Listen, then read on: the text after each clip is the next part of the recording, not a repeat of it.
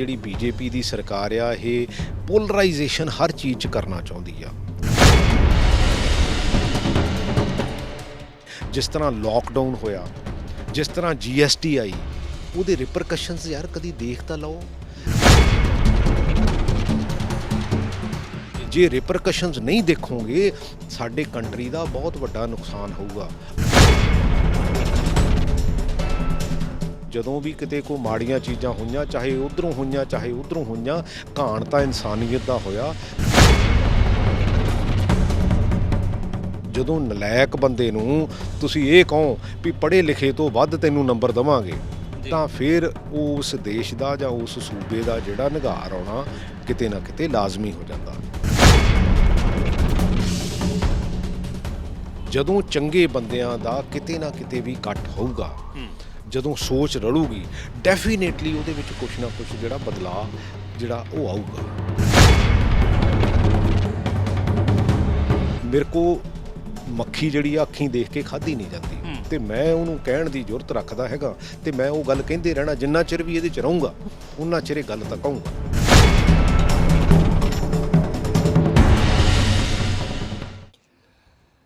ਪੰਜਾਬ ਦੀ ਸਿਆਸਤ ਦੀ ਹਿੱਕ 'ਚ ਕਿਸਾਨ ਅੰਦੋਲਨ ਨੇ ਕੀਲਾ ਗੱਡਿਆ ਹੋਇਆ ਹੈ ਤੇ ਸਭ ਕੁਝ ਉਸੇ ਦੇ ਆਲੇ ਦੁਆਲੇ ਘੁੰਮਦਾ ਨਜ਼ਰ ਆਉਂਦਾ ਆ। ਪਰ ਬਾਵਜੂਦ ਇਸ ਦੇ ਇਸ ਸਿਆਸਤ ਦੇ ਵਿੱਚ ਅਜੇ ਵੀ ਬਹੁਤ ਸਾਰੇ ਨੁਕਤੇ ਤੇ ਬਹੁਤ ਸਾਰੇ ਮੁੱਦੇ ਸਿਆਸਤਦਾਨਾਂ ਵੱਲੋਂ ਇਹੋ ਜਿਹੇ ਉਠਾਏ ਜਾ ਰਹੇ ਆ, ਜਿਹੜੇ ਕਦੀ-ਕਦੀ ਲੱਗਦਾ ਹੁੰਦਾ ਹੈ ਕਿ ਕਿਸਾਨ ਅੰਦੋਲਨ ਨੂੰ ਤਾਰਪੀਡੋ ਕਰਨ ਦੀ ਕੋਸ਼ਿਸ਼ ਕੀਤੀ ਜਾ ਰਹੀ ਹੈ। ਇਹਦੇ ਵਿੱਚ ਬਹੁਤ ਸਾਰੇ ਸਿਆਸਤਦਾਨਾਂ ਦਾ ਨਾਮ ਕੁਝ ਇਸ ਤਰੀਕੇ ਨਾਲ ਵੀ ਉੱਭਰ ਕੇ ਆਉਂਦਾ ਹੈ ਕਿ ਹੋ ਸਕਦਾ ਜੇ ਉਹ ਅਗਲੀਆਂ ਸਫਾਂ ਦੇ ਵਿੱਚ ਆ ਜਾਂਦੇ ਆ ਤੇ ਸ਼ਾਇਦ ਪੰਜਾਬ ਦੀ ਕਿਸਮਤ ਬਦਲ ਜਾਵੇ। ਉਹਨਾਂ ਨਾਵਾਂ ਦੇ ਵਿੱਚੋਂ ਹੀ ਇੱਕ ਨਾਮ ਵਿਧਾਇਕ ਪ੍ਰਗਟ ਸਿੰਘ ਹੋਰਾਂ ਦਾ ਵੀ ਆ। ਉਹਦੇ ਤੋਂ ਵੀ ਬਹੁਤ ਸਾਰੀਆਂ ਉਮੀਦਾਂ ਜਿਹੜੀਆਂ ਉਹ ਲਾਈਆਂ ਜਾਂਦੀਆਂ ਨੇ। ਇਸ ਵੇਲੇ ਪ੍ਰਗਟ ਸਿੰਘ ਹੋਰੀ ਸਾਡੇ ਨਾਲ ਨੇ। ਪ੍ਰਗਟ ਸਿੰਘ ਜੀ, ਵਿਸ਼ੇਸ਼ ਇਜਲਾਸ ਹੋਇਆ ਵਿਧਾਨ ਸਭਾ ਦਾ, ਬਿੱਲ ਜਿਹੜੇ ਆ ਉਹ ਪਾਸ ਕਰ ਦਿੱਤੇ ਸਰਵਸੰਮਤੀ ਦੇ ਨਾਲ। ਸਿਰਫ ਭਾਰਤੀ ਜਨਤਾ ਪਾਰਟੀ ਬਾਹਰ ਸੀ, ਬਾਕੀ ਸਾਰੀਆਂ ਧਿਰਾਂ ਨੇ ਜਿਹੜਾ ਉਹ ਸਾਥ ਦਿੱਤਾ। ਕਾਰਨ ਕੀ ਹੈ? ਪਹਿਲਾਂ ਸਾਥ ਦਿੱਤਾ, ਫਿਰ ਉਸ ਤੋਂ ਬਾਅਦ ਦੂਜੇ ਦਿਨ ਹੀ ਜਿਹੜਾ ਆ ਉਹ ਮੁਖਾਲਫਤ ਵੀ ਸ਼ੁਰੂ ਹੋ ਗਈ ਉਹਨਾਂ ਚੀਜ਼ਾਂ ਦੀ। ਬਦਕਿਸਮਤੀ ਆ। ਮੈਨੂੰ ਤਾਂ ਐਂ ਲੱਗਦਾ ਹੁੰਦਾ ਕਿ ਮੈਂ ਤਾਂ ਉਦਣ ਵੀ ਵਿਧਾਨ ਸਭਾ 'ਚ ਇਹ ਗੱਲ ਕਹੀ ਸੀ ਕਿ ਆਪਾਂ ਇੱਥੇ ਡਿਸਕਸ਼ਨ ਕਰੀਏ, ਨਾ ਕਿ ਆਪਾਂ ਕਦੀ ਟਰੈਕਟਰ 'ਤੇ ਚੜ੍ਹ ਕੇ ਆਈਏ, ਕਦੀ ਕਿਤੇ ਕਰੀਏ, ਕਦੀ ਕੁਛ ਕਰੀਏ। ਇਹ ਨੌਟੰਕੀਆਂ ਜਿਹੜੀਆਂ ਹੁਣ ਲੋਕੀ ਜਿਹੜਾ ਪਸੰਦ ਨਹੀਂ ਕਰਦੇ ਜੀ। ਕਿਉਂਕਿ ਜੇ ਅਸੀਂ ਕੋਈ ਡਿਸਕਸ਼ਨ ਕਰਨੀ ਆ, ਉਹਨੂੰ ਉਸ ਡਿਸਕਸ਼ਨ ਦਾ ਪਾਰਟ ਬਣਾਈਏ। ਕਿਉਂਕਿ ਜੇ ਤੁਸੀਂ ਅੰਦਰ ਕੁਛ ਹੋਰ ਕਹਿੰਦੇ ਆ ਤੇ ਬਾਹਰ ਕੁਛ ਹੋਰ ਕਹਿੰਦੇ ਆ, ਤੇ ਤੁਹਾਡਾ ਦੋਹਰਾ ਤੀਹਰਾ ਚਿਹਰਾ ਜਿਹੜਾ ਉਹ ਤਾਂ ਆਲਰੇਡੀ ਲੋਕਾਂ ਨੂੰ ਸਮਝ ਆ ਚੁੱਕਿਆ। ਕਿਉਂਕਿ ਅੱਜ ਕੋਈ ਚੀਜ਼ ਲਿਪੀ ਛਿਪੀ ਨਹੀਂ ਹੈਗੀ। ਕਿਉਂਕਿ ਜੇ ਤੁਸੀਂ ਗੱਲ ਸਾਫ਼ ਨਹੀਂ ਕਰਦੇ, ਲੋਕਾਂ ਨੂੰ ਇਸ ਗੱਲ ਦੀ ਵੀ ਸਮਝ ਆ। ਜੇ ਕੋਈ ਇੰਡੀਵਿਜੂਅਲ ਸਾਫ਼ ਨਹੀਂ ਕਰਦਾ ਉਹਨੂੰ ਵੀ ਸਮਝ ਆ, ਜੇ ਕੋਈ ਪਾਰਟੀ ਸਾਫ਼ ਨਹੀਂ ਗੱਲ ਕਰਦੀ ਉਹਨੂੰ ਵੀ ਸਮਝ ਆ। ਸੋ ਇਸ ਕਰਕੇ ਜਿਹੜਾ ਆਮ ਲੋਕ ਹੈਗੇ ਆ ਉਹ ਬੜੇ ਅਵੇਅਰ ਹੋ ਚੁੱਕੇ ਆ। ਇਸ ਕਰਕੇ ਇੱਦਾਂ ਦੀਆਂ ਜਿਹੜੀਆਂ ਸ਼ਰਾਰਤਾਂ ਆ ਉਹ ਸਾਡੇ ਸਮਾਜ ਲਈ ਵੀ ਨਹੀਂ ਚੰਗੀਆਂ ਤੇ ਪੋਲੀਟੀਕਲ ਸਿਸਟਮ ਲਈ ਤਾਂ ਬਿਲਕੁਲ ਹੀ ਨਹੀਂ ਚੰਗੀਆਂ। ਸਾਡੇ ਸਿਆਸਤਦਾਨ ਸ਼ਰਾਰਤਾਂ ਕਰਦੇ ਪਏ, ਤੁਹਾਡੇ ਸ਼ਬਦ ਨੂੰ ਹੀ ਮੈਂ ਲੈ ਲੈਣਾ। ਉਧਰ ਰਾਸ਼ਟਰਪਤੀ ਦਾ ਅੱਜ ਪ੍ਰਧਾਨ ਮੰਤਰੀ ਨਰਿੰਦਰ ਮੋਦੀ ਹੋਰਾਂ ਦਾ ਅੱਜ ਤਾਜ਼ਾ ਬਿਆਨ ਥੋੜ੍ਹੀ ਦੇਰ ਪਹਿਲਾਂ ਜਿਹੜਾ ਉਹ ਆਇਆ, ਜਦੋਂ ਆਪਾਂ ਗੱਲਬਾਤ ਕਰ ਰਹੇ ਸੀ ਉਸ ਤੋਂ ਕੁਝ ਦੇਰ ਪਹਿਲਾਂ ਆਇਆ। ਉਹ ਕਹਿੰਦੇ ਉਹ ਜਿਹੜੇ ਕਾਨੂੰਨ ਆ ਖੇਤੀ ਸੰਬੰਧੀ ਉਹ ਅਸੀਂ ਵਾਪਸ ਨਹੀਂ ਲੈਣੇ, ਜੋ ਮਰਜ਼ੀ ਹੋ ਜਾਵੇ। ਦੇਖੋ, ਸਾਨੂੰ ਇੰਨੀ ਰਿਜਿਡਿਟੀ ਨਹੀਂ ਦਿਖਾਉਣੀ ਚਾਹੀਦੀ। ਟਕਰਾਅ ਜਿਹੜਾ ਆ ਉਹ ਕਿਸੇ ਚੀਜ਼ 'ਚ ਵੀ ਮਾੜਾ ਆ। ਕਿਉਂਕਿ ਬਦਕਿਸਮਤੀ ਕੀ ਆ, ਇਹ ਜਿਹੜੀ ਬੀਜੇਪੀ ਦੀ ਸਰਕਾਰ ਆ ਇਹ ਪੋਲਰਾਈਜੇਸ਼ਨ ਹਰ ਚੀਜ਼ 'ਚ ਕਰਨਾ ਚਾਹੁੰਦੀ ਆ। ਕਿਉਂਕਿ ਸਾਨੂੰ ਪੋਲਰਾਈਜੇਸ਼ਨ ਹੋ ਕੇ ਸਾਡੇ ਦੇਸ਼ ਨੂੰ ਕਦੀ ਵੀ ਕੋਈ ਫਾਇਦਾ ਨਹੀਂ ਹੋਣਾ। ਇਹ ਗੱਲ ਸਾਨੂੰ ਸਮਝ ਲੈਣੀ ਚਾਹੀਦੀ ਆ। ਡਾਇਵਰਸੀਫਿਕੇਸ਼ਨ ਦੀ ਮੈਂ ਖੁਦ ਕਹਿੰਦਾ ਜ਼ਰੂਰਤ ਹੈ, ਪਰ ਉਹਦੇ ਨਾਲ ਪਹਿਲਾਂ ਉਹਨੂੰ ਟ੍ਰੇਨਡ ਕਰਨਾ, ਉਹਨੂੰ ਅਵੇਅਰ ਕਰਨਾ, ਉਹਨੂੰ ਮਾਰਕੀਟ ਦੇਣੀ, ਉਹ ਵੀ ਤਾਂ ਸਰਕਾਰਾਂ ਦੀ ਹੀ ਜ਼ਿੰਮੇਵਾਰੀ ਹੈ ਨਾ। ਕਿਉਂਕਿ ਜੇ ਅਸੀਂ, ਮੈਂ ਨਹੀਂ ਉਹਦੇ ਵਿੱਚ ਇਹ ਨਹੀਂ ਕਹਿੰਦਾ ਕਿਸੇ ਨੂੰ ਬੇਲ ਆਊਟ ਨਹੀਂ ਕਰਦਾ ਵੀ ਸੂਬੇ ਦੀ ਸਰਕਾਰ ਨੂੰ ਮੈਂ ਬੇਲ ਆਊਟ ਕਰਦਾ। ਕਿਉਂਕਿ ਅਸੀਂ ਇੱਕ ਕਿਲੋ ਜਦੋਂ ਝੋਨਾ ਪਲਦਾ ਨਾ ਤੇ 3300 ਲੀਟਰ ਪਾਣੀ ਲੱਗਦਾ ਹੈਗਾ। ਸਾਡਾ ਪਾਣੀ ਜਿਹੜਾ ਡਿਪਲੀਟ ਹੋ ਰਿਹਾ, ਉਹਦੀ ਡਾਇਵਰਸੀਫਿਕੇਸ਼ਨ ਦੀ ਜ਼ਰੂਰਤ ਤਾਂ ਹੈਗੀ ਆ। ਲੇਕਿਨ ਇੱਦਾਂ ਨਹੀਂ ਹੈਗਾ ਵੀ ਰਾਤ ਨੂੰ ਕਹਿ ਦਿੱਤਾ ਵੀ ਅੱਜ ਤੋਂ ਬੰਦ। ਕਿਉਂਕਿ ਜਿਸ ਤਰ੍ਹਾਂ ਡੀਮੋਨੇਟਾਈਜੇਸ਼ਨ ਹੋਈ, ਜਿਸ ਤਰ੍ਹਾਂ ਲੋਕਡਾਊਨ ਹੋਇਆ, ਜਿਸ ਤਰ੍ਹਾਂ GST ਆਈ, ਉਹਦੇ ਰਿਪਰਕਸ਼ਨਸ ਯਾਰ ਕਦੀ ਦੇਖ ਤਾਂ ਲਓ। ਜੇ ਰਿਪਰਕਸ਼ਨਸ ਨਹੀਂ ਦੇਖੋਗੇ ਸਾਡੇ ਕੰਟਰੀ ਦਾ ਬਹੁਤ ਵੱਡਾ ਨੁਕਸਾਨ ਹੋਊਗਾ। ਔਰ ਜੇ ਜਿਹੜੀ ਆ ਆ ਜਿਹੜੀ ਟਕਰਾਅ ਵਾਲੀ ਸਥਿਤੀ ਆ ਇਹਨੂੰ ਟਕਰਾਅ ਵਾਲੀ ਸਥਿਤੀ ਨਾ ਬਣਾਈਏ, ਉਹਦੇ ਵਿੱਚੋਂ ਸਾਡਾ ਨੁਕਸਾਨ ਹੋਣਾ। ਮੈਂ ਤਾਂ ਹਮੇਸ਼ਾ ਇਹ ਗੱਲ ਕਹਿੰਦਾ ਹੁੰਦਾ ਵੀ ਜਦੋਂ ਵੀ ਕਿਤੇ ਕੋਈ ਮਾੜੀਆਂ ਚੀਜ਼ਾਂ ਹੋਈਆਂ, ਚਾਹੇ ਉਧਰੋਂ ਹੋਈਆਂ ਚਾਹੇ ਉਧਰੋਂ ਹੋਈਆਂ, ਘਾਣ ਤਾਂ ਇਨਸਾਨੀਅਤ ਦਾ ਹੋਇਆ, ਔਰ ਘਾਣ ਤਾਂ ਜਿਹੜੀ ਮਾੜੀ ਚੀਜ਼ ਹੋਈ ਉਹ ਤਾਂ ਸੂਬਿਆਂ ਲਈ ਹੋਈ ਜਾਂ ਦੇਸ਼ ਲਈ ਹੋਈ। ਜਦੋਂ ਇਹ ਚੀਜ਼ ਦੇਖਦੇ ਆ ਨਾ ਕਿ ਤੁਸੀਂ ਕਹਿੰਦੇ ਕਿ ਰਿਜਿਡ ਨਹੀਂ ਹੋਣਾ ਚਾਹੀਦਾ ਇਸ ਮੁੱਦੇ ਨੂੰ ਲੈ ਕੇ, ਹੁਣ ਮਸਲਾ ਤਾਂ ਇਹ ਵੀ ਹੈ ਕਿ ਜਿਸ ਤਰੀਕੇ ਨਾਲ ਹਰ ਚੀਜ਼ ਦਾ ਕੇਂਦਰੀਕਰਨ ਕੀਤਾ ਜਾ ਰਿਹਾ, ਹੁਣ ਇਹ ਖੇਤੀ ਸੰਬੰਧੀ ਜਿਹੜੇ ਕਾਨੂੰਨ ਬਣਾਉਣੇ ਆ ਉਹ ਸੂਬਿਆਂ ਦਾ ਹੱਕ ਬਣਦਾ, ਸੂਬਿਆਂ ਦੇ ਅਧਿਕਾਰ ਖੇਤਰ 'ਚ ਆਉਂਦਾ, ਕੇਂਦਰ ਉਹਦੇ ਵਿੱਚ ਦਖਲਅੰਦਾਜ਼ੀ ਕਰਦਾ, ਪਹਿਲਾਂ ਦਖਲਅੰਦਾਜ਼ੀ ਕਰਦਾ ਫਿਰ ਕਹਿੰਦਾ ਮੈਂ ਵਾਪਸ ਵੀ ਨਹੀਂ ਲੈਣੇ ਜਿਹੜੀ ਚੀਜ਼ ਮੈਂ ਕਰਦਾ, ਭਾਵੇਂ ਸੂਬੇ ਨੂੰ ਕਿਸੇ ਨੂੰ ਮਨਜ਼ੂਰ ਹੈ ਤੇ ਭਾਵੇਂ ਨਹੀਂ ਮਨਜ਼ੂਰ। ਨਹੀਂ, ਇਹ ਤਾਂ ਦੇਖੋ ਇਹ ਤਾਂ ਇਹੀ ਬਦਕਿਸਮਤੀ ਹੈ ਨਾ, ਕਿਉਂਕਿ ਵੈਸੇ ਤਾਂ ਜਿਹੜਾ ਐਗਰੀਕਲਚਰ ਆ ਉਹ ਸਟੇਟ ਸਬਜੈਕਟ ਆ, ਕਿਉਂਕਿ ਐਗਰੀਕਲਚਰ ਦੇ ਵਿੱਚ ਜੋ ਵੀ ਸੂਬਾ ਜਿਹੜਾ ਆ ਉਹ ਰੂਲਸ ਬਣਾਊਗਾ, ਲੇਕਿਨ ਇਹਨਾਂ ਨੇ ਜਿਹੜਾ ਉਹਦੇ ਵਿੱਚ ਬੇਸਿਕਲੀ ਕਮਰਸ ਐਂਡ ਬਿਜ਼ਨਸ ਦੇ ਵਿੱਚ ਜਾ ਕੇ ਹੀ ਉਹਦੇ ਵਿੱਚ ਐਂਟਰ ਕੀਤਾ, ਕਿਉਂਕਿ ਇਹ ਕਮਰਸ ਐਂਡ ਬਿਜ਼ਨਸ ਵਾਲੀ ਗੱਲ ਨਹੀਂ ਹੈ। ਲੇਕਿਨ ਜਿਹੜਾ ਉੱਥੇ ਦਾ ਬਾਬੂ ਆ, ਜਿਹੜਾ ਚੰਡੀਗੜ੍ਹ ਜਾਂ ਦਿੱਲੀ ਬੈਠਾ, ਉਹਨੂੰ ਇੱਕ ਸੈਂਟਰਲਾਈਜੇਸ਼ਨ ਕਰਨ ਦੀ ਆਦਤ ਬਹੁਤ ਆ, ਲੇਕਿਨ ਡਿਲੀਵਰੀ ਦੀ ਆਦਤ ਨਹੀਂ ਆ। ਕਿਉਂਕਿ ਜੇ ਡਿਲੀਵਰ ਨਹੀਂ ਕਰਾਂਗੇ, ਸਾਡੀ ਬਿਊਰੋਕ੍ਰੇਸੀ ਦੀ ਸਭ ਤੋਂ ਜਿਹੜੀ ਮਾੜੀ ਗੱਲ ਹੈ ਉਹ ਹੈਗੀ ਆ ਸੈਂਟਰਲਾਈਜੇਸ਼ਨ। ਮੰਨ ਲਓ ਤੁਹਾਡੇ ਕੋਲ ਕੋਈ ਚੀਜ਼ ਕੰਟਰੋਲ ਨਹੀਂ ਹੋਈ, ਕੰਟਰੋਲ ਤਾਂ ਸਾਡੀਆਂ ਕਈ ਨਲਾਇਕੀਆਂ ਕਰਕੇ ਨਹੀਂ ਹੋਈ ਜੀ। ਅਸੀਂ ਸਿਸਟਮ ਨੂੰ ਉਨਾ ਸਟਰੋਂਗ ਨਹੀਂ ਕਰ ਸਕੇ, ਅਸੀਂ ਸਿਸਟਮ ਨੂੰ ਉਸ ਲੈਵਲ ਤੱਕ ਨਹੀਂ ਲੈ ਕੇ ਜਾ ਸਕੇ, ਤੇ ਜਿਹਦੇ ਕਰਕੇ ਫਿਰ ਉਹ ਕੀ ਕਰਦੇ ਆ, ਜਦੋਂ ਉਹ ਡਿਲੀਵਰ ਨਹੀਂ ਹੁੰਦਾ ਫਿਰ ਉਹਦੀ ਸੈਂਟਰਲਾਈਜੇਸ਼ਨ ਸ਼ੁਰੂ ਕਰ ਦਿੰਦੇ ਆ। ਜਿੰਨੀ ਸੈਂਟਰਲਾਈਜੇਸ਼ਨ ਕਰਾਂਗੇ ਉਨੇ ਰੂਲ ਸਟ੍ਰਿੰਜੈਂਟ ਹੋਣਗੇ, ਜਦੋਂ ਸਟ੍ਰਿੰਜੈਂਟ ਹੋਣਗੇ ਤਾਂ ਉਨੀ ਕਰਪਸ਼ਨ ਵਧੂਗੀ ਜੀ, ਕਿਉਂਕਿ ਕਰਪਸ਼ਨ ਪਿਛਲੇ ਸਮੇਂ ਦੇ ਵਿੱਚ ਵਧੀ ਆ, ਘਟੀ ਨਹੀਂ ਆ। ਸੋ ਇਸ ਕਰਕੇ ਡਿਲੀਵਰੀ ਸਿਸਟਮ ਨੂੰ ਬੈਟਰ ਕਰਨ ਲਈ ਸਾਨੂੰ ਥੱਲੇ ਜਿਹੜਾ ਆ ਉਹਨੂੰ ਓਪਨ ਕਰਨਾ ਪਊਗਾ। ਇੱਕ ਚੀਜ਼ ਹੋਰ ਵੀ ਹੈ, ਹੁਣ ਜਿਹੜੀ ਗੱਲ ਹੋ ਰਹੀ ਹੈ ਕਿ ਰਿਜਿਡ ਹੋ ਗਿਆ ਕਿ ਅਸੀਂ ਇਹੀ ਜੋ ਕਹਿਤਾ ਉਹੀ ਹੋਣਾ, ਉਹ ਤੋਂ ਇਲਾਵਾ ਕੁਝ ਨਹੀਂ ਹੋਣਾ, ਤੁਸੀਂ ਜੋ ਮਰਜ਼ੀ ਕਰ ਲਓ। ਹੁਣ ਉਹ ਸਾਰੀਆਂ ਚੀਜ਼ਾਂ ਨੂੰ ਦੇਖ ਕੇ ਪੰਜਾਬ ਮਤਾ ਪਾਸ ਕਰ ਚੁੱਕਾ ਆਪਣੇ ਵੱਲੋਂ ਉਹਨਾਂ ਕਾਨੂੰਨਾਂ ਦੇ ਖਿਲਾਫ, ਰਾਜਸਥਾਨ ਕਹਿੰਦਾ ਅਸੀਂ ਵੀ ਕਰਾਂਗੇ। ਇਹਦੇ ਤੋਂ ਇਲਾਵਾ ਕੁਝ ਹੋਰ ਨੁਕਤੇ ਆ, ਜੇ ਅਸੀਂ ਕਰ ਲਈਏ ਸੀਬੀਆਈ ਦੀ ਦਖਲਅੰਦਾਜ਼ੀ ਦੀ, ਸੁਪਰੀਮ ਕੋਰਟ ਨੇ ਕਿਸੇ ਸਮੇਂ ਤੋਤਾ ਵੀ ਕਿਹਾ ਸੀ ਪਿੰਜਰੇ ਦਾ। ਸੁਪਰੀਮ ਕੋਰਟ ਦੀ ਉਸ ਟਿੱਪਣੀ ਤੋਂ ਬਾਅਦ ਹੁਣ ਮਹਾਰਾਸ਼ਟਰ ਸਰਕਾਰ ਨੇ ਕਹਿਤਾ ਕਿ ਜੇ ਸਾਡੇ ਸੂਬੇ 'ਚ ਸੀਬੀਆਈ ਨੇ ਜਾਂਚ ਕਰਨੀ ਤੇ ਸੂਬਾ ਸਰਕਾਰ ਦੀ ਪਹਿਲਾਂ ਪਰਮਿਸ਼ਨ ਲੈਣੀ ਪੈਗੀ, ਬਾਅਦ 'ਚ ਆਏਗਾ। ਵੈਸਟ ਬੰਗਾਲ ਕਰ ਚੁੱਕਾ ਆ, ਕੁਝ ਹੋਰ ਸੂਬਿਆਂ ਨੇ ਇੱਦਾਂ ਦੀ ਗੱਲ ਕੀਤੀ ਹੈ। ਇਹ ਲੱਗਦਾ ਨਹੀਂ ਹੈ ਕਿ ਜਦੋਂ ਇਹ ਫੈਡਰਲ ਢਾਂਚੇ ਦੇ ਵਿੱਚ ਸੂਬਿਆਂ ਦਾ ਕੇਂਦਰ ਦੇ ਨਾਲ ਟਕਰਾਅ ਹੋਏਗਾ, ਉਹ ਹੋਰ ਵੀ ਜ਼ਿਆਦਾ ਸਥਿਤੀ ਜਿਹੜੀ ਉਹ ਚਿੰਤਾਜਨਕ ਬਣ ਸਕਦੀ ਹੈ, ਤੇ ਇਹਦੇ ਬਾਰੇ ਪਹਿਲ ਦੇ ਆਧਾਰ ਤੇ ਸੋਚਣ ਦੀ ਵੀ ਜ਼ਰੂਰਤ ਹੈ। ਦੇਖੋ, ਜਿਹੜੀ ਪਿਛਲੇ ਸਮੇਂ ਦੇ ਵਿੱਚ ਜਿਹੜੀਆਂ ਅਮੈਂਡਮੈਂਟਸ ਹੋਈਆਂ, ਚਾਹੇ ਐਨਆਈ ਦੇ ਵਿੱਚ ਹੋਈ ਆ, ਚਾਹੇ ਸੀਏ ਜਿਹੜਾ ਨਾਗਰਿਕਤਾ ਸੋਧ ਕਾਨੂੰਨ ਬਿੱਲ ਬਣਿਆ, ਇਹ ਜਿਹੜੀਆਂ ਚੀਜ਼ਾਂ ਹੈਗੀਆਂ, ਚਾਹੇ ਈਵਨ 1970 ਦੇ ਵਿੱਚ ਜਿਹੜਾ ਫੈਮਿਲੀ ਪਲੈਨਿੰਗ ਐਕਟ ਬਣਿਆ ਸੀਗਾ 1970 ਦੇ ਵਿੱਚ, ਤੇ 71 'ਚ ਉਹਦਾ ਸੈਂਸਸ ਹੋਇਆ ਸੀ, ਉਹਦੇ ਵਿੱਚ ਇੱਕ ਫਾਰਮੂਲਾ ਬਣਿਆ ਸੀ ਵੀ ਜਿਹੜੀਆਂ ਇਹਨੂੰ ਵੈਲ ਮੈਨੇਜਡ ਕਰਨਗੀਆਂ ਜਿਹੜੀਆਂ ਸਟੇਟ, ਉਹਨਾਂ ਨੂੰ ਵੱਧ ਜਿਹੜੀਆਂ ਸਹੂਲਤਾਂ ਜਿਹੜੀਆਂ ਸੈਂਟਰ ਦਊਗਾ। ਉਹ ਹੁਣ ਪਿੱਛੇ ਜੇ 2015-16 ਦੇ ਵਿੱਚ ਉਹ ਵੀ ਸਕ੍ਰੈਪ ਕਰ ਦਿੱਤਾ। ਇਹਦਾ ਮਤਲਬ ਇਹ ਹੋਇਆ ਵੀ ਮਾਨਸਿਕਤਾ ਇਹ ਹੋ ਗਈ ਵੀ ਜਿਹੜਾ ਕਿਓਸ ਕ੍ਰੀਏਟ ਕਰੂਗਾ ਅਸੀਂ ਉਹਨੂੰ ਵੱਧ ਜਿਹੜੀਆਂ ਸਹੂਲਤਾਂ ਦੇਵਾਂਗੇ। ਇਹਦਾ ਮਤਲਬ ਇਹ ਹੋਇਆ ਵੀ ਅਸੀਂ ਦੇਸ਼ ਨੂੰ ਚੰਗੇ ਪਾਸੇ ਨੂੰ ਨਹੀਂ ਲੈ ਕੇ ਜਾ ਰਹੇ, ਅਸੀਂ ਦੇਸ਼ ਨੂੰ ਮਾੜੇ ਪਾਸੇ ਨੂੰ ਧੱਕ ਰਹੇ ਹਾਂ। ਜਦੋਂ ਨਲਾਇਕ ਬੰਦੇ ਨੂੰ ਤੁਸੀਂ ਇਹ ਕਹੋ ਵੀ ਪੜ੍ਹੇ ਲਿਖੇ ਤੋਂ ਵੱਧ ਤੈਨੂੰ ਨੰਬਰ ਦੇਵਾਂਗੇ, ਤਾਂ ਫਿਰ ਉਸ ਦੇਸ਼ ਦਾ ਜਾਂ ਉਸ ਸੂਬੇ ਦਾ ਜਿਹੜਾ ਨਿਘਾਰ ਆਉਣਾ ਕਿਤੇ ਨਾ ਕਿਤੇ ਲਾਜ਼ਮੀ ਹੋ ਜਾਂਦਾ। ਆਪਾਂ ਸੂਬੇ ਦੀ ਸਿਆਸਤ ਤੇ ਆ ਜਾਂਦੇ ਹਾਂ। ਜਿੱਦਾਂ ਮੈਂ ਸ਼ੁਰੂਆਤ ਦੀ ਕੀਤੀ ਸੀ ਗੱਲ ਕਿ ਕੁਝ ਨਾਮ, ਕੁਝ ਸਿਆਸਤਦਾਨਾਂ ਦੇ ਚਿਹਰੇ ਇਹੋ ਜਿਹੇ ਨੇ ਜਿਨ੍ਹਾਂ ਤੇ ਪੰਜਾਬ ਦੇ ਲੋਕ ਕੁਝ ਵਿਸ਼ਵਾਸ ਰੱਖਦੇ ਨੇ, ਥੋੜ੍ਹਾ ਬਹੁਤਾ ਇਸ ਗੱਲ ਦੀ ਸ਼ਾਦੀ ਭਰਦੇ ਨੇ ਕਿ ਇਹ ਇਮਾਨਦਾਰ ਨੇ, ਚੰਗੇ ਨੇ, ਇਹ ਜੇ ਕਰਨਗੇ, ਅੱਗੇ ਆਉਣਗੇ, ਅਗਲੀ ਸਫ਼ 'ਚ ਆਉਣਗੇ ਤਾਂ ਕੁਝ ਨਾ ਕੁਝ ਨਿਖਾਰ ਕੇ ਸਾਹਮਣੇ ਜ਼ਰੂਰ ਰੱਖ ਦੇਣਗੇ, ਭਲਾ ਹੋ ਸਕਦਾ ਪੰਜਾਬ ਦਾ। ਉਹਨੂੰ ਲੈ ਕੇ ਜਦੋਂ ਵੀ ਗੱਲ ਚੱਲਦੀ ਆ, ਤੁਹਾਡਾ ਜ਼ਿਕਰ ਆਉਂਦਾ, ਨਵਜੋਤ ਸਿੰਘ ਸਿੱਧੂ ਦਾ ਜ਼ਿਕਰ ਆਉਂਦਾ ਆ, ਸੁਖਪਾਲ ਖਹਿਰੇ ਦਾ ਵੀ ਹੁੰਦਾ, ਲੋਕ ਇਨਸਾਫ ਪਾਰਟੀ ਦੇ ਬੈਂਸ ਭਰਾਵਾਂ ਦੀ ਗੱਲ ਕੀਤੀ ਜਾਂਦੀ ਹੈ, ਗਾਂਧੀ ਹੋਰਾਂ ਦੀ ਗੱਲ ਕੀਤੀ ਜਾਂਦੀ ਹੈ। ਸੁਖਪਾਲ ਖਹਿਰਾ ਹੋਰਾਂ ਨਾਲ ਮੇਰੀ ਗੱਲ ਹੋ ਰਹੀ ਸੀਗੀ, ਉਹ ਕਹਿੰਦੇ ਕਿ ਇਹਨਾਂ ਲੋਕਾਂ ਦਾ ਜਿਨ੍ਹਾਂ ਦਾ ਚਰਚਾ ਚੱਲਦਾ, ਉਹਨਾਂ ਨੂੰ ਇੱਕ ਧਿਰ ਬਣਾਉਣੀ ਚਾਹੀਦੀ, ਆਪਣੀ ਇੱਕ ਧੜਾ ਬਣਾਉਣਾ ਚਾਹੀਦਾ, ਤੇ ਉਹ ਧੜਾ ਪੰਜਾਬ ਦੀ ਸਿਆਸਤ ਦੇ ਵਿੱਚ ਆਵੇ, ਉਹ ਕੁਝ ਨਿਖਾਰ ਸਵਾਰ ਸਕਦਾ ਪੰਜਾਬ ਦੇ ਬਾਰੇ। ਬਾਕੀ ਜਿਹੜੀਆਂ ਰਵਾਇਤੀ ਪਾਰਟੀਆਂ ਜਿਹੜੀਆਂ ਉਹ ਕੁਝ ਨਹੀਂ ਕਰ ਸਕਦੀਆਂ। ਨਹੀਂ, ਦੇਖੋ ਕਮੀਆਂ ਪੇਸ਼ੀਆਂ ਹੈਗੀਆਂ, ਮੈਂ ਨਹੀਂ ਕਹਿੰਦਾ ਕਮੀਆਂ ਪੇਸ਼ੀਆਂ ਨਹੀਂ ਹੈਗੀਆਂ। ਦੇਖੋ, ਮੈਂ ਕਿਸੇ ਪਾਰਟੀ ਨੂੰ ਅੱਜ ਤੱਕ ਮਾੜਾ ਚੰਗਾ ਨਹੀਂ ਕਿਹਾ ਜੀ, ਨਾ ਅਕਾਲੀ ਦਲ ਨੂੰ ਮਾੜਾ ਕਿਹਾ, ਨਾ ਕਾਂਗਰਸ ਨੂੰ ਮਾੜਾ ਕਿਹਾ, ਨਾ ਆਪ ਵਾਲਿਆਂ ਨੂੰ ਮਾੜਾ ਕਿਹਾ। ਦੇਖੋ, ਨਹੀਂ, ਡੈਮੋਕ੍ਰੇਸੀ ਜਿਹੜੀ ਆ, ਯੈਸ ਡੈਫੀਨੇਟਲੀ ਡੈਮੋਕ੍ਰੇਸੀ ਜਿਹੜੀ ਆ, ਉਹ ਜਿਹੜੀ ਉਹਨੂੰ ਚਲਾਉਣ ਵਾਲੇ ਬੰਦੇ ਜਿਹੜੇ ਚੰਗੇ ਤੇ ਮਾੜੇ ਆ, ਜਦੋਂ ਚੰਗੇ ਬੰਦਿਆਂ ਦਾ ਕਿਤੇ ਨਾ ਕਿਤੇ ਵੀ ਇਕੱਠ ਹੋਊਗਾ, ਜਦੋਂ ਸੋਚ ਰਲੂਗੀ, ਡੈਫੀਨੇਟਲੀ ਉਹਦੇ ਵਿੱਚ ਕੁਛ ਨਾ ਕੁਛ ਜਿਹੜਾ ਬਦਲਾਅ ਜਿਹੜਾ ਉਹ ਆਊਗਾ ਜੀ।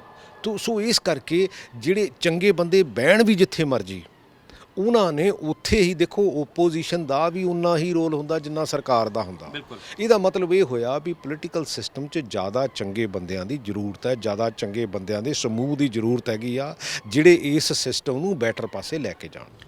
ਆਪੋਜੀਸ਼ਨ ਦੀ ਤੁਸੀਂ ਗੱਲ ਕੀਤੀ, ਇੱਥੇ ਤਾਂ ਸਰਕਾਰ ਦੇ ਅੰਦਰ ਹੀ ਉਹਨਾਂ ਦੀ ਆਪੋਜੀਸ਼ਨ ਬੈਠੀ ਆ। ਤੁਸੀਂ ਵੀ ਕਦੀ ਆਪੋਜੀਸ਼ਨ ਦੀ ਭੂਮਿਕਾ ਨਿਭਾਉਂਦੇ ਆ, ਜਦੋਂ ਚਿੱਠੀਆਂ ਲਿਖ ਦਿੰਦੇ ਹੋ।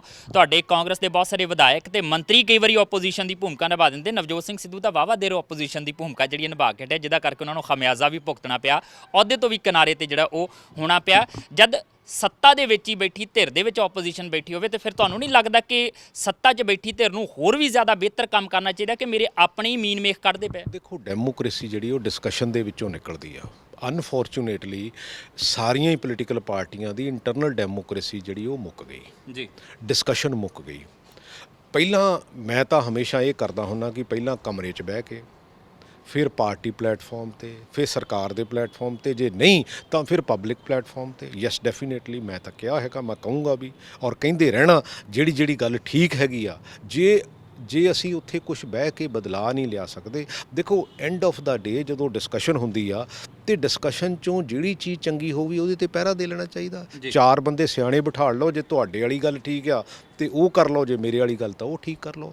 ਸੋ ਇਸ ਕਰਕੇ ਮੈਂ ਤਾਂ ਹਮੇਸ਼ਾ ਕਿਉਂਕਿ ਉਸ ਬੈਕਗਰਾਊਂਡ ਤੋਂ ਆਇਆ। ਮੇਰੀ ਪ੍ਰੋਬਲਮ ਕੀ ਆ ਕਿ ਮੈਂ ਉਸ ਬੈਕਗਰਾਊਂਡ ਤੋਂ ਆਇਆ। ਮੇਰੇ ਕੋ ਮੱਖੀ ਜਿਹੜੀ ਆ ਅੱਖੀਂ ਦੇਖ ਕੇ ਖਾਧੀ ਨਹੀਂ ਜਾਂਦੀ ਤੇ ਮੈਂ ਉਹਨੂੰ ਕਹਿਣ ਦੀ ਜ਼ਰੂਰਤ ਰੱਖਦਾ ਹੈਗਾ ਤੇ ਮੈਂ ਉਹ ਗੱਲ ਕਹਿੰਦੇ ਰਹਿਣਾ। ਜਿੰਨਾ ਚਿਰ ਵੀ ਇਹਦੇ 'ਚ ਰਹੂੰਗਾ ਉਹਨਾਂ ਚਿਰ ਇਹ ਗੱਲ ਤਾਂ ਕਹੂੰਗਾ, ਉਹਨਾਂ ਚਿਰ ਗੱਲ ਕਹੋਗੇ। ਅੱਛਾ, ਇੱਕ ਥੋੜਾ ਜਿਹਾ ਜ਼ਿਕਰ ਛੇੜ ਲਈ। ਨਵਜੋਤ ਸਿੰਘ ਸਿੱਧੂ ਤੁਹਾਡੇ ਨਾਲ ਬਹੁਤ ਦੇਰ ਬਾਅਦ ਨਜ਼ਰ ਆਏ। ਦੋਸਤੀ ਤਾਂ ਹੈਗੀ ਆ, ਮੈਨੂੰ ਲੱਗਦਾ ਕਿ ਰਾਬਤਾ ਵੀ ਬਣਦਾ ਰਹਿੰਦਾ ਹੋਵੇਗਾ, ਪਰ ਇਦਾਂ ਇਕੱਠੇ ਬੈਠੇ, ਇਕੱਠੇ ਵਿਧਾਨ ਸਭਾ ਗਏ। ਸਿੱਧੂ ਸਾਹਿਬ ਵੈਸੇ ਵੀ ਸਾਲ ਤੋਂ ਵੱਧ ਦੇ ਵਕਫੇ ਤੋਂ ਬਾਅਦ ਵਿਧਾਨ ਸਭਾ ਪਹੁੰਚੇ ਆ ਤੇ ਕੋਈ ਗੱਲਾਂ ਬਾਤਾਂ ਹੋਈਆਂ ਭਵਿੱਖ ਦੇ ਬਾਰੇ ਜਾਂ ਕੁਝ ਇਦਾਂ ਦੀ ਚਰਚਾ ਹੋਈ ਕਿ ਹੁਣ ਹਾਲਾਤ ਸੁਖਾਵੇਂ ਹੋ ਜਾਣਗੇ, ਸਿੱਧੂ ਸਾਹਿਬ ਫਰੰਟ ਲਾਈਨ ਤੇ ਆਣ ਕੇ ਲੜਦੇ ਨਜ਼ਰ ਆਣਗੇ? ਕਿਉਂਕਿ ਵੈਸੇ ਉਹਨਾਂ ਨੇ ਆਪਣੀ ਲਾਈਨ ਖਿੱਚੀ ਹੋਈ ਸੀ ਵੱਖਰੀ।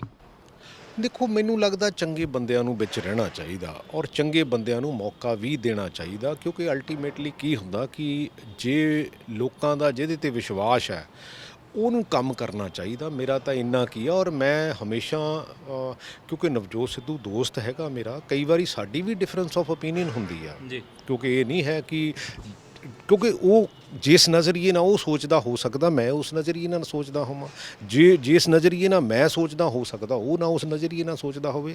ਬਟ ਅਖੀਰ ਤੇ ਜਿਹੜੀ ਕੰਸੈਂਸਸ ਬਣਨੀ ਚਾਹੀਦੀ ਹੈ ਵੀ ਇਹਦੇ 'ਚ ਆਹ ਚੰਗੀਆਂ ਚੀਜ਼ਾਂ ਹੈਗੀਆਂ, ਮਾੜੀਆਂ ਚੀਜ਼ਾਂ ਹੈਗੀਆਂ, ਸਾਨੂੰ ਇਹਦੇ ਤੇ ਪਹਿਰਾ ਦੇਣ ਦੀ ਜ਼ਰੂਰਤ ਹੈ। ਭਵਿੱਖ ਲੱਗਦਾ ਕੁਝ ਚਰਚਾ ਇਦਾਂ ਦੀ ਚੱਲੀ ਕਿ ਦੁਬਾਰਾ ਫਿਰ, ਕਿਉਂਕਿ ਇਸ਼ਾਰੇ ਮਿਲ ਰਹੇ ਨੇ ਕਿ ਬਹੁਤ ਵੱਡੀ ਜ਼ਿੰਮੇਵਾਰੀ ਜਿਹੜੀ ਆ ਸਿੱਧੂ ਸਾਹਿਬ ਨੂੰ ਦਿੱਤੀ ਜਾ ਸਕਦੀ ਆ, ਕੁਝ ਇਦਾਂ ਦਾ ਤੁਹਾਡੇ ਤੱਕ ਸੁਨੇਹਾ ਪਹੁੰਚਿਆ ਹੋਵੇ? ਦੇਖੋ, ਅਲਟੀਮੇਟਲੀ ਸਾਨੂੰ ਪੰਜਾਬ ਦੀ ਬਿਹਤਰੀ ਲਈ ਕੰਮ ਕਰਨਾ ਚਾਹੀਦਾ ਜੀ।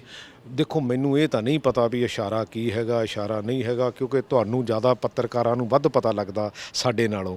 ਲੇਕਿਨ ਇੰਨਾ ਕੁ ਜ਼ਰੂਰ ਹੈਗਾ ਵੀ ਚੰਗੇ ਬੰਦੇ ਸਿਸਟਮ ਦੇ ਵਿੱਚ ਕੰਮ ਕਰਨਗੇ ਤੇ ਲੋਕਾਂ ਦਾ ਵਿਸ਼ਵਾਸ ਜਿਹੜਾ ਬਿਲਡਅਪ ਹੋਊਗਾ। ਲੋਕਾਂ ਦਾ ਵਿਸ਼ਵਾਸ ਜਿਹੜਾ ਉਹ ਬਿਲਡਅਪ ਹੋਏਗਾ।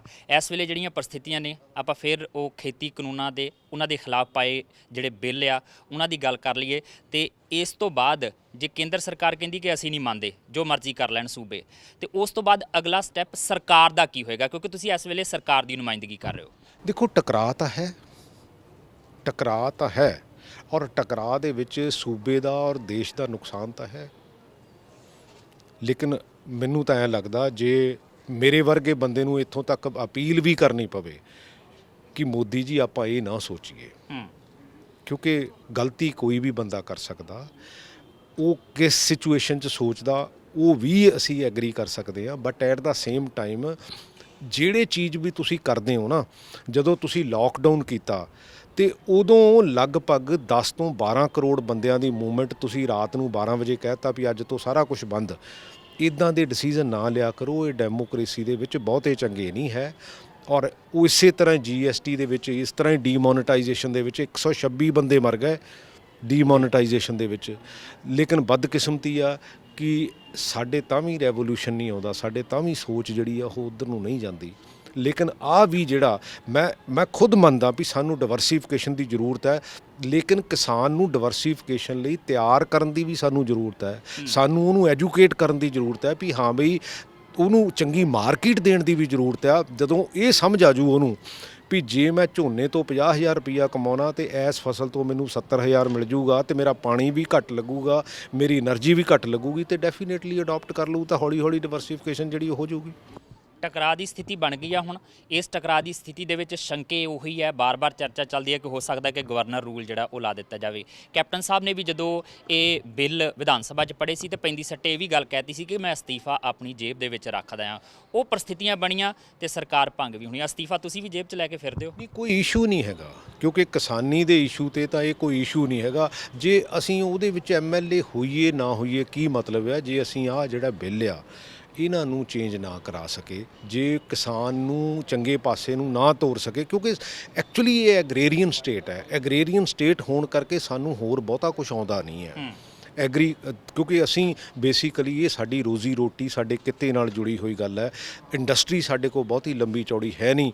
ਅਸੀਂ ਟੈਕਨੋਲੋਜੀ ਨੂੰ ਉਨਾ ਯੂਜ਼ ਕਰ ਨਹੀਂ ਸਕੇ ਕਿਉਂਕਿ ਅਸੀਂ ਇੱਕ ਦੇਸ਼ ਦੇ ਇੱਕ ਖੂੰਜੇ ਤੇ ਬੈਠੇ ਹਾਂ ਜਿੱਥੇ ਕਿ ਸਾਨੂੰ ਕਿਰਾਇਆ ਭਾੜਾ ਹੀ ਜਿਹੜਾ ਆ ਦੂਸਰੇ ਸੂਬਿਆਂ 'ਚ ਜਾਂ ਬੰਦਰਗਾਹ 'ਤੇ ਸਮਾਨ ਲਿਜਾਣ ਲਈ ਬਹੁਤ ਲੱਗ ਜਾਂਦਾ। ਇਸੇ ਕਰਕੇ ਸਾਡੀ ਇੰਡਸਟਰੀ ਜਿਹੜੀ ਬਹੁਤ ਜ਼ਿਆਦਾ ਸਕਸੈਸਫੁਲ ਨਹੀਂ ਹੈਗੀ ਤੇ ਸਾਡੇ ਕੋਲ ਇੱਕੋ ਇੱਕ ਗੱਲ ਹੈ, ਉਹ ਹੈਗੀ ਖੇਤੀ।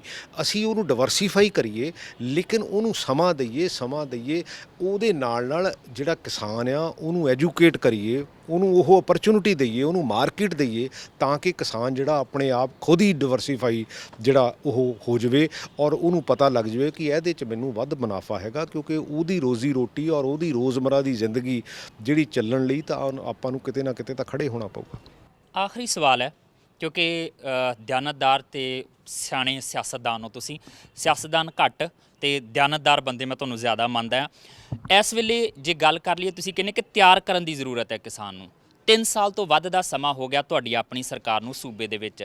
ਇਹਨਾਂ 3 ਸਾਲਾਂ ਦੇ ਵਿੱਚ ਕੈਪਟਨ ਸਾਹਿਬ ਦੇ ਕੋਲ ਸਲਾਹਕਾਰ ਵੀ ਬਹੁਤ ਨੇ। 3 ਸਾਲਾਂ ਦੀ ਤੁਸੀਂ ਗੱਲ ਹੀ ਛੱਡੋ, ਅਸੀਂ ਕਦੀ ਡਿਵਰਸੀਫਿਕੇਸ਼ਨ ਲਈ ਇਸ ਮਹਿਕਮੇ ਨੇ ਕਦੀ ਬਹੁਤਾ ਲੰਮਾ ਚੌੜਾ ਕੰਮ ਹੀ ਨਹੀਂ ਕੀਤਾ ਜੀ। ਰਿਐਲਿਟੀ ਇਹ ਆ ਕਿ ਸਾਡਾ ਜਿਹੜਾ ਸਰਕਾਰੀ ਤੰਤਰ ਆ ਉਹਦੇ ਵਿੱਚ ਕੋਈ ਵਿਜ਼ਨ ਬਹੁਤ ਜ਼ਿਆਦਾ ਲੰਬੀ ਚੌੜੀ ਹੈ ਨਹੀਂ। ਮੈਂ ਕਿਸੇ ਪਾਰਟੀ ਨੂੰ ਨਹੀਂ ਗੱਲ ਕਰਦਾ, ਮੈਂ ਕਿਸੇ ਪਾਰਟੀ ਦੀ ਸਰਕਾਰ ਨੂੰ ਨਹੀਂ ਗੱਲ ਕਰਦਾ, ਮੈਂ ਤਾਂ ਜਨਰਲ ਗੱਲ ਕਰਦਾ ਕਿ ਜਿੰਨਾ ਚਿਰ ਅਸੀਂ ਇਹਨੂੰ ਵਿਜ਼ੂਅਲਾਈਜ਼ ਨਹੀਂ ਕਰਦੇ ਕਿ ਅਸੀਂ ਆਉਣ ਵਾਲੇ ਸਮੇਂ 'ਚ ਇਹਨੂੰ ਕਿੱਧਰ ਨੂੰ ਲੈ ਕੇ ਜਾਣਾ, ਉਨਾ ਚਿਰ ਸਾਡੀਆਂ ਸਰਕਾਰਾਂ ਜਾਂ ਸਾਡੇ ਜਿਹੜੇ ਇਹ ਸਿਸਟਮ ਆ ਬਹੁਤ ਜ਼ਿਆਦਾ ਸਕਸੈਸਫੁਲ ਨਹੀਂ ਹੋ ਸਕਦੇ। ਮੈਂ ਇਸੇ ਕਰਕੇ ਸਿਰਫ 3 ਸਾਲ ਦੀ ਗੱਲ ਕੀਤੀ ਕਿਉਂਕਿ ਇਹਨਾਂ 3 ਸਾਲਾਂ ਦੇ ਵਿੱਚ ਤੁਸੀਂ ਵੀ ਸ਼ੁਮਾਰ ਹੋ, ਤੁਸੀਂ ਵੀ ਜਿਹੜਾ ਉਹਦੇ ਵਿੱਚ ਸ਼ਾਮਲ ਹੋ।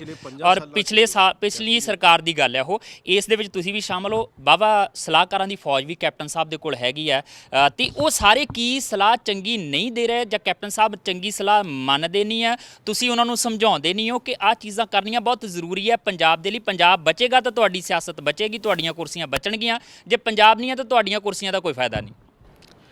ਉਸ ਸਲਾਹਕਾਰਾਂ ਦੇ ਵਿੱਚ ਇਹ ਵੀ ਦੇਖ ਲੈਣਾ ਚਾਹੀਦਾ ਵੀ ਉਹ ਕਿੰਨੇ ਕੁ ਕੰਪੀਟੈਂਟ ਸਲਾਹਕਾਰ ਆ, ਕਿਉਂਕਿ ਉਹ ਬੇਸਿਕਲੀ ਸਲਾਹਕਾਰ ਕਿਸੇ ਹੋਰ ਕੰਮ ਲਈ ਆ, ਇਹਨਾਂ ਕੰਮਾਂ ਲਈ ਨਹੀਂ ਹੈ। ਜੀ ਬਹੁਤ ਬਹੁਤ ਸ਼ੁਕਰੀਆ। ਸੋ ਇਹ ਸਨ ਵਿਧਾਇਕ ਪ੍ਰਗਟ ਸਿੰਘ ਜਿਨ੍ਹਾਂ ਦਾ ਸਾਫ਼ ਤੌਰ ਤੇ ਕਹਿਣਾ ਹੈ ਕਿ ਬਹੁਤ ਸਾਰੀਆਂ ਚੀਜ਼ਾਂ ਨੇ ਜਿਹੜੀਆਂ ਹੋਣੀਆਂ ਲਾਜ਼ਮੀ ਹੈ ਸੂਬੇ ਦੇ ਪੱਧਰ ਤੇ ਔਰ ਕੇਂਦਰ ਦੇ ਪੱਧਰ ਤੇ ਵੀ ਕਦਮ ਉਠਾਏ ਜਾਣੇ ਲਾਜ਼ਮੀ ਆ, ਕਿਉਂਕਿ ਇਹ ਟਕਰਾਅ ਦੀ ਸਥਿਤੀ ਬਣਦੀ ਆ ਸੂਬੇ ਦੇ ਵਿੱਚ ਤੇ ਕੇਂਦਰ ਦੇ ਵਿੱਚ ਔਰ ਇਸ ਟਕਰਾਅ ਤੋਂ ਬਚਣ ਦੀ ਜ਼ਰੂਰਤ ਹੈ। ਫੈਸਲੇ ਸੋਚ ਸਮਝ ਕੇ ਠਰਮੇ ਨਾਲ ਲੈਣ ਦੀ ਜ਼ਰੂਰਤ ਹੈ। ਕੁਝ ਖਾਮੀਆਂ ਮੌਜੂਦਾ ਸਰਕਾਰ ਉਹਨਾਂ ਦੀ ਆਪਣੀ ਸਰਕਾਰ ਦੇ ਵਿੱਚ ਵੀ ਹੈਗੀਆਂ ਨੇ, ਇਹਦੇ ਤੋਂ ਵੀ ਉਹ ਇਨਕਾਰੀ ਨਹੀਂ ਹੋ ਰਿਹਾ। ਕੈਮਰਾਮੈਨ ਪ੍ਰਵੀਨ ਬੌਬੀ ਦੇ ਨਾਲ ਜਸਵੀਰ, TV ਪੰਜਾਬ, ਜਲੰਧਰ।